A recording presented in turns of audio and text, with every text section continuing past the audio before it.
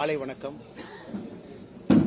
தென்னிந்திய ஃபார்வர்டு பிளாக்கினுடைய தலைவராக இருக்கக்கூடிய அண்ணன் திருமாறன் அவர்களுடைய இல்ல திருமண விழா மிக சிறப்பாக மதுரையில் சில நாட்களுக்கு முன்பு நடைந்தேறியது. அந்த நிகழ்வுக்கு அந்த அன்னைக்கு வர முடியாத காரணத்தினால் இன்னைக்கு அண்ணனுடைய இல்லத்திற்கு வந்து திருமணமான நம்முடைய பொண்ணு மாப்பிள்ளை 2 பேர்த்தையும் சந்தித்து குடும்ப உறவினர்கள், அவங்களுடைய தாய் குறிப்பாக அவங்களுடைய குடும்ப உறுப்பினர்களை சந்தித்து விட்டு என்னுடைய மகிழ்ச்சியும் அவர்களோடு பகிர்ந்து விட்டு இங்கிருந்து நான் புறப்படுறேன். அதே நேரத்தில் பத்திரிகை நண்பர்கள் இருக்கிறீங்க, உங்க கேள்வி கேளுங்கன்னா பதில் சொல்றேன். அண்ணா ஒரு விஷயம் நான் சொல்றேன், நல்லா புரிஞ்சுக்கண்ணே. நான் என்ன விஜயும் டிவிகேவும் இன்னும் அடிக்க ஆரம்பிக்கல. நான் அடிக்க ஆரம்பிக்கல. ஏன்னா தமிழ்நாடு அரசியல்ல நான் எப்பொழுதுமே என்னுடைய பேச்சை வந்து மாத்தி பேசக்கூடிய ஆள் கிடையாது. விஜய் அவர்கள் அரசியலுக்கு வந்த முதல் நாள் நான் சொன்ன அதே கருத்தை தான் இன்னைக்கு சொல்றேன். அரசியலுக்கு புதியவர்கள் வரணும், எங்களோட ஒருத்தர் கூட்டணி சேரல அப்படிங்கறதுக்காக அப்படியே நான் மாத்தி எல்லாம் பேச மாட்டேன். அவருடைய பாதையில் அவர் போகட்டும். அதே நேரத்தில் இந்த டப்பா இன்ஜின் அப்படின்னு அவர் சொன்னதுக்கான பதிலடி நான் கொடுத்துட்டேன். ஆனா இன்னைக்கு டிவிகேவோ திரு விஜய் அவர்களோ இந்த கட்சியில் இருக்கக்கூடிய அல்லு சில்லுகளை வச்சுக்கிட்டு வம்பிழுத்தாருன்னா என்னுடைய பதிலும் மிக கடுமையா இருக்கும். அதே பிலோ த பெல்ட் நான் போவேன், விஜய் மேலேயே நான் போவேன். அது வேண்டாம்.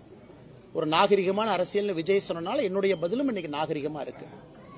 இந்த 2ஆம் கட்ட 3ஆம் கட்ட 4 கட்சி மாறி வந்தவங்க அவங்கெல்லாம் வச்சுக்கிட்டு பிலோ த பெல்ட் போகணும்னு நினைச்சாங்கன்னா அதே விஜய் அவர்களுக்கு, அதே டிவிகேக்கு, அதே பாணியில், அதே பிலோ த பெல்ட்ல அதை விட சிறப்பான பதில் சொல்ல தெரியும். வேண்டாம்னு நினைக்கிறேன். அரசியலுக்கெல்லாம் நாகரிகமா இருக்கட்டும், அவருடைய பாதையில் அவர் போகட்டும், மக்கள் முன்பு அவருடைய கருத்துக்களை வைக்கட்டும். அது ஏற்கனவே நான் சொன்னது போல இவிஎம் மிஷின்ல நம்முடைய தமிழகத்தினுடைய வாக்காளர் பெருமக்கள், எல்லா தலைவர்கள், எல்லா கூட்டணி கட்சி தொண்டர்கள், தலைவர்கள் சொல்வதெல்லாம் கேட்டுட்டு ஏப்ரல் மாதத்தில் வரக்கூடிய தேர்தலில் அவங்களுடைய எண்ணத்தில் இருக்கிறத பிரதிபலிக்கட்டும். அது காத்திருப்போம். அதே நேரத்தில் தேசிய ஜனநாயக கூட்டணி வெற்றி பெற வேண்டும் என்பதற்காக கடுமையாக உழைத்துக் கொண்டிருக்கின்றோம். அதனால தான் நீங்க சொல்லும் பொழுதே சில பேருக்கு நான் பதில் சொல்ல விரும்பலேன். ஏன்னா 2nd லெவல் 3rd லெவல்னு போக ஆரம்பிச்சு நான் பதில் சொல்ல ஆரம்பிச்சா இதுக்கு எண்டே இல்லை. அதனால இது ஒரு வார்னிங்கா கூட அவங்க எடுத்துக்கிட்டோம். ஆனா இன்னைக்கு வந்து ரொம்ப ஒரு ஆச்சரியமான விஷயம் என்னன்னாங்கன்னா, நியூஸ் 24/7 தொலைக்காட்சி நிறுவனம் இன்று காலையில் அந்த வீடியோ வெளியிட்டு இருக்கிறாங்க.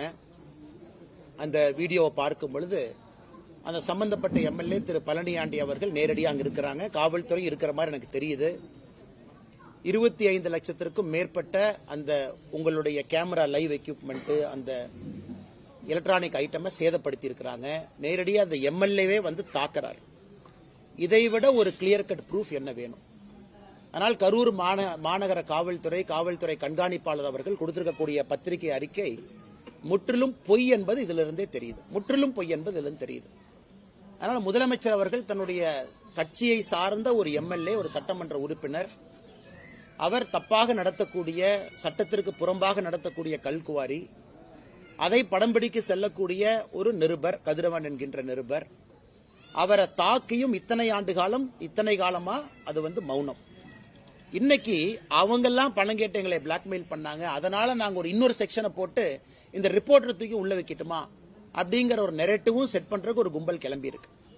இதெல்லாம் தமிழக முதலமைச்சர் நேரடியா தலையிடணும். இதையெல்லாம் முளையிலே கிள்ளி எறியணும். அவருடைய கட்சி எம்எல்ஏவின் மீது அவர் நடவடிக்கை எடுத்தார்னா தமிழகத்தில் சட்டம் ஒழுங்கு இருக்குன்னு நம்ம நம்பலாம். ஆனா கடந்த 4.5 ஆண்டுகளை பார்க்கும் பொழுது தமிழகத்தில் அதிகமா சட்டம் ஒழுங்கு பிரச்சனை உருவாக்குவதே திமுக காரங்க தான். ஒன்னு திமுக காரங்க நிறைய இடத்துல கஞ்சா விட்டு மாற்றாங்க, அல்லது எம்எல்ஏவை போன்றவர்கள் நேரடியா களத்தில் இறங்கி ரிப்போர்ட்டரை தாக்குறாங்க. இதை விட தமிழகத்தில் சட்டம் ஒழுங்கு அதல பாதாளத்தில் இருக்கு அப்படின்னு படம் பிடித்து காட்டுவதற்கு என்ன வீடியோ வேண்டும் முதலமைச்சர் அவர்களே? உடனடியாக எஃப்ஐஆர் போடுங்க, கைது பண்ணுங்க, தூக்கி உள்ள வைங்க. எம்எல்ஏவா இருந்தாலும் பரவாயில்ல. எதுவுமே செய்யாம ஒப்புக்கு சப்பானியாக ஒரு காவல்துறையை, கரூர் காவல்துறையை வைத்துக் கொண்டு ஏதோ இந்த குற்றவாளி யார் அப்படின்னா இந்த நிருபர் குற்றவாளி அப்படிங்கிற மாதிரி ஒரு பிம்பத்தை கட்டமைக்கிறீங்க. அதையும் வன்மையாக கண்டிக்கத்தக்க ஒரு நிகழ்வு. முடிச்சுட்டு உங்கள்கிட்ட வர்றேங்கண்ணே, கேளுங்க. தமிழகத்துல என்டிஏவுக்கு எடப்பாடி பழனிசாமி தான் தலைமைன்னு நைனா நாயந்தர் உட்பட எல்லாரும் சொல்றாங்க. ஆனா அவர் வந்து பாஜக தலைமை அப்படின்ற மாதிரி நேத்து நான் பதில் சொல்லியிருந்தேங்கன்னா, அது எங்களுடைய கட்சி, எங்களுடைய கூட்டணி, எங்களுடைய தலைவர்கள் அவங்க மக்கள் முன்னால எப்படி அப்படின்னு சொல்லிட்டாங்க. திரு விஜய் அவர்கள் கைத்தட்டு பெறுவதற்காக அவங்க கட்சிக்குள்ள அவர் என்ன வேணாலும் நரேட்டிவ் செட் பண்ணிக்கிட்டு அது அவருக்கு விட்டது. அதனால் தமிழக மக்கள் எல்லோருக்குமே தெரியும் யார் இன்னைக்கு வந்து முதலமைச்சராக இருக்கிறாங்க, எதிர்க்கட்சி தலைவராக யார் இருக்கிறாங்க, தேர்தலுக்கெல்லாம் எப்படி இருக்குன்னு. ஆனால் இன்னைக்கு வந்து விஜய் அவர்களை பொறுத்தவரை நான் ஏற்கனவே நேற்று காலையில் கோயம்புத்தூர்ல சொன்னது போல அந்த அரங்கத்துக்குள் இருக்கக்கூடிய தன்னுடைய தொண்டர்களுடைய விசிலுக்காக கைத்தட்டலுக்காக பேசிய பேச்சாக மட்டும்தான் இருந்தோ தவிர ஒரு டெப்தா ஒரு சிந்திக்க வைக்கக்கூடிய ஒரு வாக்காளன எதற்கு நான் உங்களுக்கு ஓட்டு போடணும், எதற்கு மாற்றம் வேண்டும் அப்படிங்கிற பேச்சா இல்லை. அதனால அதை கடந்து போய் விடலாங்கண்ணா. திருப்பரங்குன்றத்துல அந்த நீதிமன்றம் உத்தரவிட்டு அந்த தீபம் ஏற்ற விடல. ஆனா நீதிமன்றத்தில் போய் அந்த மன்னிப்பு கடிதம் கொடுத்திருக்காங்க, நிபந்தனையற்ற மன்னிப்பு கடிதம் மாவட்ட ஆட்சியர் கொடுத்திருக்காங்க. தமிழக அரசு கொடுத்த மாதிரி தான் நம்ம பார்த்துக்கலாம். 100% தமிழக அரசு முதலமைச்சரே வந்து கொடுத்ததா தான் எடுத்துக்கணும். ஒரு மாவட்ட ஆட்சியர் என்பது முதலமைச்சரை ரெப்ரசென்ட் பண்ணக்கூடிய ஒரு ஸ்டேட் இன்ஸ்ட்ருமெண்ட். அவர் அந்த மாவட்டத்தில் ஸ்டேட் யாரு, அரசு யாருன்னு கேட்டீங்கன்னா மாவட்டத்தினுடைய ஆட்சியர், காவல் கண்காணிப்பாளர், போலீஸ் கமிஷனர். இன்னைக்கு அவங்க போய் கோர்ட்டு முன்பு நின்று மன்னிப்பு கேட்கறாங்கன்னா இது எந்த அளவுக்கு சீரியஸா போயிருக்கு, எந்த அளவுக்கு முதலமைச்சர் வாக்கரசியலுக்காக மைனாரிட்டியை தாஜா செய்ய வாக்கரசியலுக்காக இதை எக்ஸ்கலேட் பண்ணி இந்த நிலைமை கொண்டு வந்து நிறுத்திட்டார். இன்னைக்கு யாரு பலிகாடாவாக மாறி இருக்கின்றார்கள் என்றால் அந்த மாவட்டத்தினுடைய ஆட்சியரும் காவல்துறை கமிஷனரும் இன்னைக்கு பலியாடு மாதிரி நிக்கிறாங்க. அதனால்தான் நேற்று நாங்க பத்திரிகையாளர் சந்திப்பில் கேட்டது, இன்னும் நீதியரசர்கள் ஒரு படி மேல போய் அந்த ஆட்சியருக்கு யார் போன் பண்ணாங்க, ஆட்சியருக்கு இந்த மாதிரி செய்ய சொன்னது யார்? ஏன்னா ஏற்கனவே அந்த டிவிஷன் பெஞ்சு அதுல நமக்கு ஊர்ஜிதம் ஆயிருச்சு. அந்த 144 CRPC என்ன போட்டாங்களோ அதே ஃப்ராட் என்பது நமக்கு தெரிஞ்சிருச்சு. அது டிவிஷன் பெஞ்சிலேயே சொன்னாங்க இதே ஒரு ஃப்ராட் அப்படின்னு. ஆனா இன்னைக்கு தப்பான ஒரு 144 தடை உத்தரவு போட்டு அதுல யாரோ மேலிருந்து கொடுத்த அழுத்தத்திற்கு பணிந்து ஒரு காவல்துறையும் மாவட்ட ஆட்சியரும் தான் செய்ய வேண்டிய கடமையிலிருந்து தவறி இன்னைக்கு தமிழ்நாடு ஸ்டேட்டே மக்கள் மன்றத்தில் அவமானப்பட்டு நீதியரசர்கள் முன்பு நீதிமன்றத்தில் வெட்கி தலைகுனியும் அளவுக்கு இன்னைக்கு நிலைமையை கொண்டு வந்து விட்டிருக்கிறாங்க. இதிலிருந்தே புரிந்து கொள்ள வேண்டும், கலவரத்தை ஏற்படுத்துவதற்கு முயற்சி செஞ்சது யார்? பழிய வந்து இன்னைக்கு நம்முடைய கட்சியின் மீது, நம்முடைய தோழர்கள் மீது, சகோதரர்கள் மீது போடுறாங்க. இன்னைக்கு வெட்ட வெளிச்சமாக நீதிமன்றத்தில் தமிழக மக்களுக்கு எல்லாம் தெரிஞ்சிருச்சு இந்த திருப்பரங்குன்றம் பிரச்சனையை உருவாக்கியதே திராவிட முன்னேற்ற கழகம் தலைமையிலான அரசு. காரணம் எதற்காக? வாக்கு அரசியலுக்காக, ஓட்டு அரசியலுக்காக. பிரவீன் சக்கரவர்த்தி என்ன சொல்றாருன்னா, தாவேகா 2வது இடத்துக்கு வந்துருவாங்க, அதிமுக 3வது இடத்துக்கு போயிருவாங்க, தாவேகாவுடைய வாக்கு சதவீதம் அதிகமா இருக்கு, நாங்க கூட்டணி வச்சதுனால கூட எங்களுடைய வாக்கு சதவீதமே குறைஞ்சிருச்சு அப்படின்லாம் கூட அவர் பேசியிருக்காரு. ஆனா அதுல ஒரு 2 கருத்துல ஒரு கருத்து, தமிழகத்தை பொறுத்த வரைக்கும் பல ஆண்டு காலமாக இது ஒரு காங்கிரஸ் ஸ்டேட்டாக இருந்துச்சு. காங்கிரஸ் மாநிலமாக, காங்கிரஸை விரும்பக்கூடிய ஒரு மாநிலமாக தமிழ்நாடு பல ஆண்டு காலம் இருந்திருக்கு. இந்தியாவில் மற்ற பகுதியில் காங்கிரஸ் வருவதற்கு முன்பே தமிழகத்தில் காங்கிரஸ் மிகப்பெரிய தலைவர். இன்னைக்கும் காங்கிரஸ் ஒரு கட்சி இருக்குன்னா ஒரு ஐடென்டி தலைவர்கள் பாத்தீங்கன்னா ராஜாஜி ஐயா ஆரம்பித்து காமராஜர் ஐயா வரைக்கும் நிறைய சொல்லிக்கிட்டே போலாம். இடையில முக்கியமான தலைவர்கள் எல்லோருமே முதலமைச்சர் நாற்காலியில் அமர்ந்திருந்தாங்க. இன்னைக்கு அந்த காங்கிரஸ் கட்சி எப்படி இருக்குன்னா திரு பிரவீன் சக்கரவர்த்தி அவர்கள் பிரதிபலிக்கக்கூடிய காங்கிரஸ் கட்சியா இருக்கு. கூட்டணி ஒரு பக்கம், ஆசை இன்னொரு பக்கம். டெல்லியை பார்த்துக்கிட்டு இருக்கிறாங்க. டெல்லியிலிருந்து வரக்கூடிய தலைவர்களுடைய எண்ணம் வேறு மாதிரி இருக்கு, காங்கிரஸ் கட்சியினுடைய எண்ணம் வேறு மாதிரி இருக்கு. ஆனா இன்னைக்கு பாத்தீங்கன்னா காங்கிரஸ் கட்சி தமிழகத்தினுடைய தலைவருடைய நிலம் எப்படின்னா, தன்னுடைய சொந்த கட்சியை சார்ந்த ஒருவர் தனியார் தொலைக்காட்சி நிறுவனத்துக்கு பேட்டி கொடுத்து இவங்க வளர்ந்துட்டாங்க, திமுக வளர்ந்துச்சுன்னு எங்கேயுமே சொல்ல, திமுக ஆட்சிக்கு வரணும் எங்கேயுமே அவர் சொல்லல. அவர் மீது நடவடிக்கை கூட எடுக்க முடியாத நிலைமையில தான் தமிழக காங்கிரஸ் கட்சியினுடைய தலைவர் உட்கார்ந்து இருக்கிறார். பத்திரிகை நண்பர்கள் ஏன் நடவடிக்கை எடுக்கலன்னு கேட்டா, நான் டெல்லிக்கு அனுப்பியிருக்கேன், டெல்லியில முடிவு பண்ணுவாங்க. அதாவது ஒரு கட்சியில ஒரு தொண்டனின் மீது ஒரு நடவடிக்கை எடுக்க கூட முடியாத ஒரு மாநில தலைவராக இருக்கக்கூடிய காங்கிரஸ் கட்சி இன்னைக்கு எதற்கும் டெல்லியை பார்த்து எதிர்பார்த்து கொண்டிருக்கின்றார்கள். இந்த ஒரு காரணத்துக்காகத்தான் காங்கிரஸ் அழிஞ்சிச்சு. தமிழகத்தில் இருந்த பவரை தூக்கி டெல்லியில கொடுத்தாங்க. கர்ம வீரர் காமராஜரையை எப்படி இங்க ஆட்சியை நடத்தினாங்க. அதன் பிறகு இந்திரா காந்தி அம்மையார் டேக் ஓவர் பண்ணதுக்கு அப்புறம் கர்ம வீரர் ஐயாவை தோற்கடிக்க வேண்டும் என்கின்ற ஒற்றை காரணத்திற்காக 1972 தேர்தலில் திராவிட முன்னேற்ற கழகத்தினுடைய கூட்டணி 234 தொகுதியில ஒரு தொகுதியும் கூட காங்கிரஸ் நிக்காம 1972 பாதி பாராளுமன்ற தொகுதியில காங்கிரஸ் நின்னாங்க. அன்னைக்கு ஆரம்பிச்ச வீழ்ச்சி காங்கிரஸ் இங்க இருக்கு. நான் காங்கிரஸ் கட்சியை பத்தி கமெண்ட்ரி கொடுக்க வேலை என் வேலை இல்லைங்கண்ணா.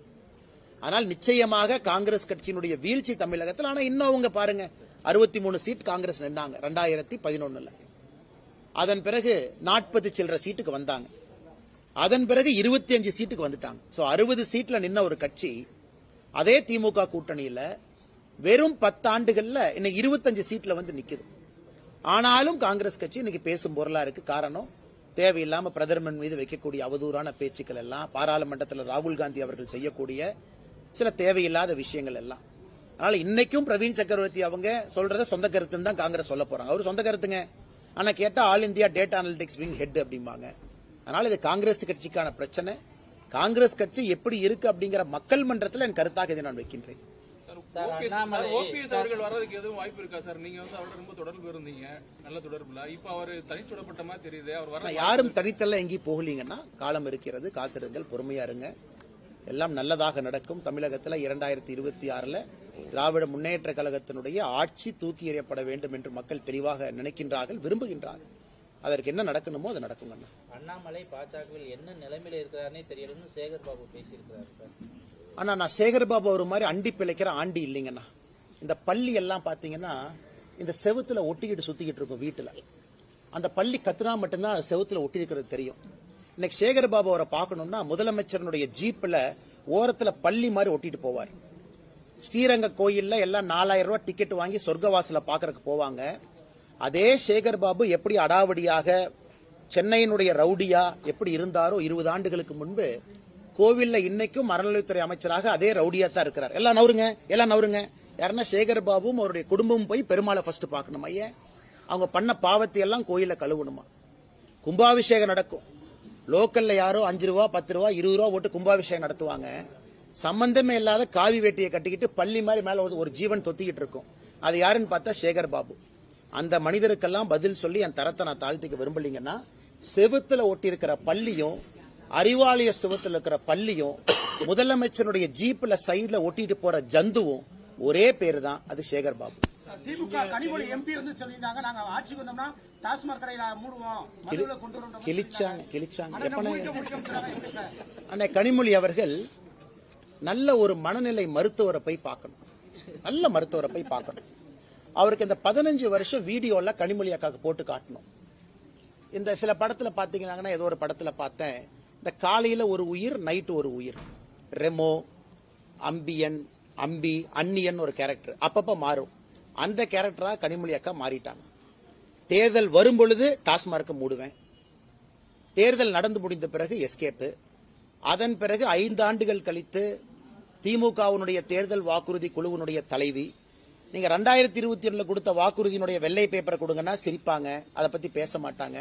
அதனால கனிமொழி அவர்கள் எப்படி பேசுறாங்கன்னே தெரியல. அந்நியனா பேசுறாங்களா, அம்பியா பேசுறாங்களா, இல்ல ரெமோவா பேசுறாங்களான்னு தெரியாது. மாறி மாறி பேசக்கூடிய அரசியல்வாதியாக அருமை அக்கா கனிமொழி அவர்கள் என்று மாறி இருக்கின்றார். மதுரை மாநகரம் தூய்மையற்ற மாநகரமா இருக்கு. ஆனா மதுரை நாடாளுமன்ற உறுப்பினர் வந்து தொடர்ந்து மத்திய அரசுக்கு எதிராக அந்த கருத்துக்களை சொல்லிட்டு வராரு. தமிழகம் வந்து கடைசி பொசிஷனுங்கன்னா, இன்னைக்கு இந்தியாவில் 10 லட்சம் பேர் இருக்கக்கூடிய நகரத்துல இந்தியாவுடைய கடைசி இடத்துல மதுரை இருக்கு. ஆனா இதெல்லாம் தமிழ் சங்கம் பார்த்த ஒரு ஊர். தமிழகத்துல இந்தியாவில் எப்படி வாரணாசிக்கு இன்னைக்கு நம்ம சொல்றோம் காலத்தால் அழிக்க முடியாத ஊருன்னு சொல்ற மாதிரி, தமிழகத்தில் ஒரு நகரத்தை சொல்லணும்னா அது மதுரை தான். காலத்தை கடந்து நிற்கக்கூடிய ஒரு ஊர். இன்னைக்கு வாரணாசி எப்படி இருக்குன்னு பாருங்க. மதுரை அளவுக்கு பழமையான வாரணாசி எங்க கொண்டு போய் வச்சிருக்காங்க. இன்னைக்கு மதுரையை எங்க கொண்டே அவங்க விட்டுருக்காங்க அரசியல்வாதிகள். குப்பை நகரமாக இப்படிப்பட்ட சரித்திர புகழ்பெற்ற மதுரையை மாத்திட்டு, இன்னைக்கு சு வெங்கடேசன் பட்ஜெட் வந்துச்சுன்னா பட்ஜெட்டை பத்தி பேசுறாரு, அப்புறம் ஏதோ புக் விழாக்கு போறாரு, சினிமா பாட்டு ரிலீஸ் விழாக்கு போறாரு, அப்புறம் திமுகவை பத்தி மட்டும் பேச மாட்டார், எல்லாத்த பத்தியும் பேசுவார். ஏன்னா அவரு மதுரையில அவருக்கு இருக்கிற ஓட்டு 10,000 கீழே தான். திமுக காரங்களோட சேர்ந்தா தான் மதுரையில அவர் ஜெயிக்க முடியும். அதனால திமுக காரங்களை பத்தி மட்டும் பேசவே மாட்டார், மிச்சதெல்லாம் அவர் பேசுவார்.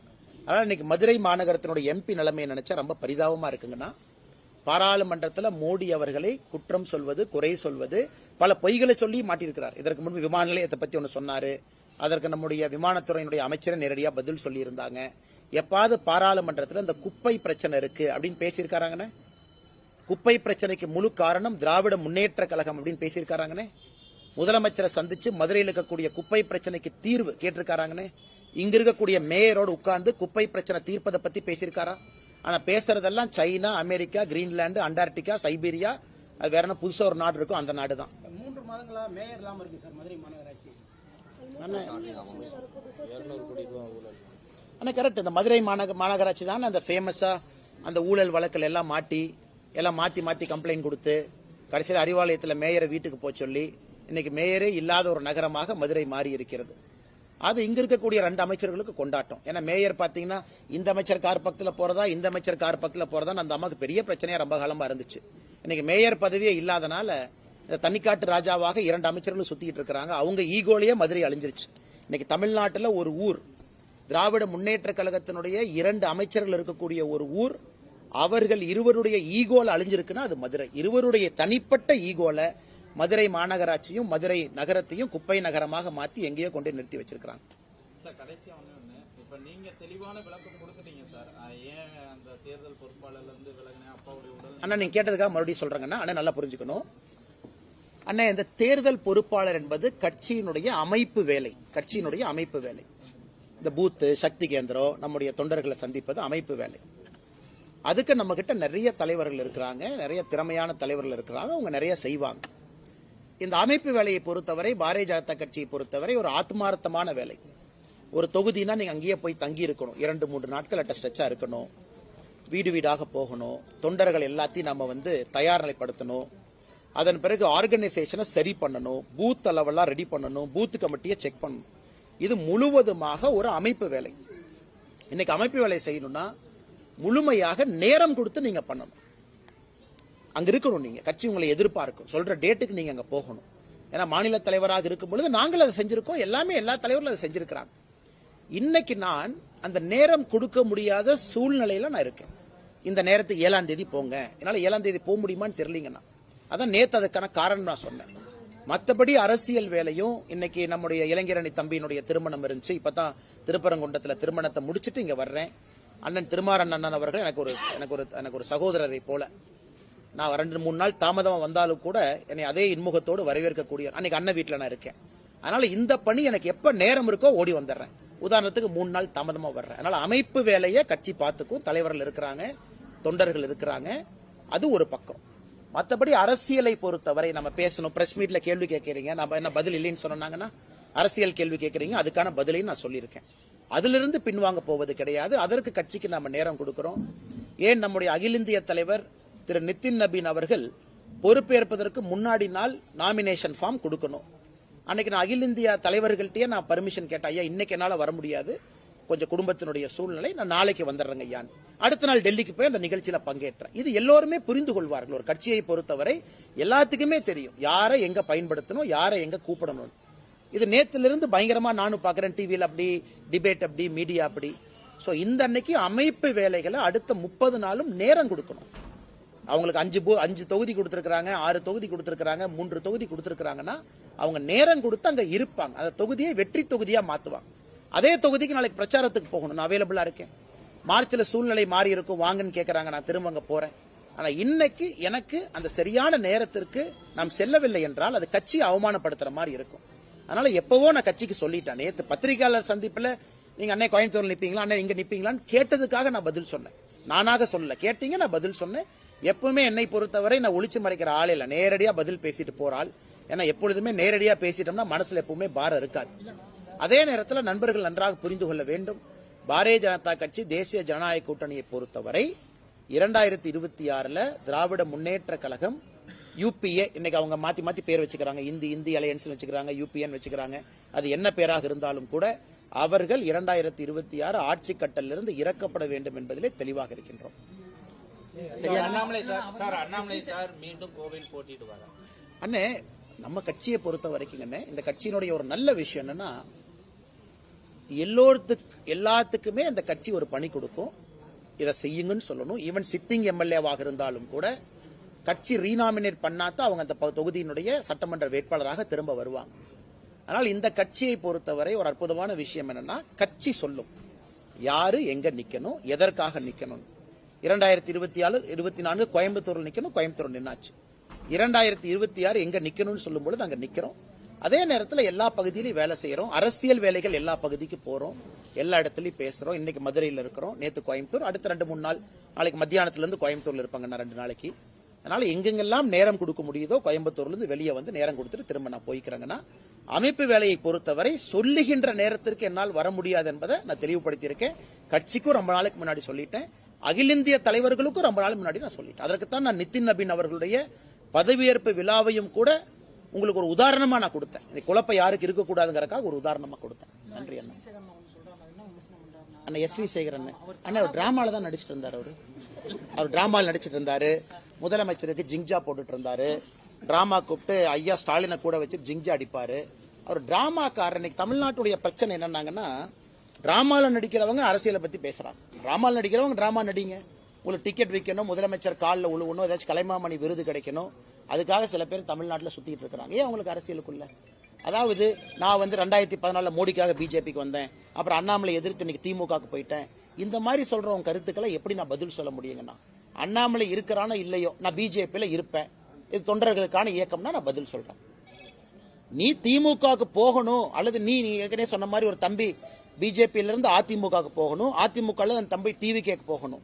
நீ போறனா போய்க்கப்பா, பழிய என் மேல போடுற. உனக்கு ஒரு கட்சியின் மீது நம்பிக்கை இருக்குன்னா அந்த கட்சியில் இருக்கணும். தலைவர்கள் வருவார்கள் போவார்கள். இன்னைக்கு நீங்க சொன்ன அந்த காமெடி நடிகர் வந்து அப்படித்தான் ஆயிட்டார். ஆனா நீங்க மீடியா நண்பர்கள் என்ன பண்றீங்க? உங்களுக்கு ஒரு டிஆர்பி வேணும். மக்களுக்கு காலையில இருந்து டிவியை பாக்குறாங்க. அண்ணாமலை என்ன எப்ப பார்த்தாலும் சீரியஸா பேசுவார், உலக அரசியல் பேசுவார், டேட்டா பேசுவார். அப்ப காமெடிக்கு ஒரு 2 பேர் வரணும். அவங்களையும் போட்டா தான் டிவி மக்கள் பார்ப்பாங்க. ஒரு காமெடி நடிகரை போட்டு எனக்கு அப்புறம் போடுறீங்க. அந்த காமெடி நடிகர் 2 கருத்து சொல்றாங்கன்னு மறுபடியும் என்கிட்ட கேட்கறீங்க. அதனால காமெடி நாடக நடிகரை காமெடியாவே வச்சுக்குவோம். இத்தனை நாளா பதில் சொல்ல நீங்க கேட்டதுக்காக சொல்றோம். அவரு கஷ்டப்பட்டு ஒரு டிக்கெட் 2 டிக்கெட்டை வித்துட்டு அப்படியே ஸ்டேஜில் நடிச்சுக்கிட்டோம். இன்னைக்கு ஒரு சீட்டுக்காக, ஒரு எம்எல்ஏ சீட்டுக்காக சில காமெடி நடிகர்கள் தமிழகத்துல, நாடக நடிகர்கள் பிச்சை எடுக்கக்கூடிய நிலையில ஆண்டவன் அவங்கள வச்சிருக்கான். ஆனா கேட்டா நான் அந்த கட்சியில் அப்படி இருந்தேன், அந்த கட்சியில் எம்எல்ஏவா இருந்தேன், அதுக்கப்புறம் பிஜேபிக்கு வந்து அதுக்கப்புறம் டிஎம்கேக்கு போனேன். நாடக கூடாரம் போல கட்சி கட்சியா மாறுறவங்களுக்கெல்லாம் எப்படி நான் பதில் சொல்ல முடியுங்க? தேங்க்யூ. பாப்பா.